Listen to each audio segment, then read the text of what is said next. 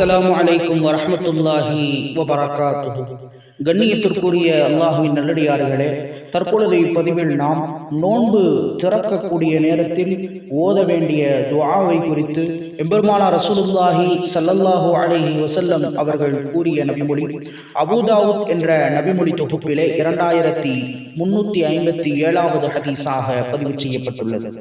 ஸஹபல் லமஉ வபதல்லத்தில் உரூகு வஸபதல் அஜ்ரு இன்ஷா அல்லாஹ் என்ற இந்த துஆவை நாம் ஓத வேண்டும். பொருள்: தாகம் தீர்ந்து விட்டது, நரம்புகள் நனைந்து விட்டது, அல்லாஹ் நாடினால் கூலி உறுதியாகிவிட்டது என்ற இந்த துஆவை நாம் நோன்பு திறக்கக்கூடிய சமயத்தில் ஓதிக்கொள்ள வேண்டும். வல்ல இறைவன் இந்த துஆவை ஒவ்வொரு நோன்பினுடைய இறுதியிலும் ஓதக்கூடிய நன்மக்களாக அல்லாஹ் நம்மை ஆக்கி தந்தருள் புரிவானாக. ஆமீன். அஸ்ஸலாமு அலைக்கும் வரஹ்மத்துல்லாஹி வபரகாத்துஹு.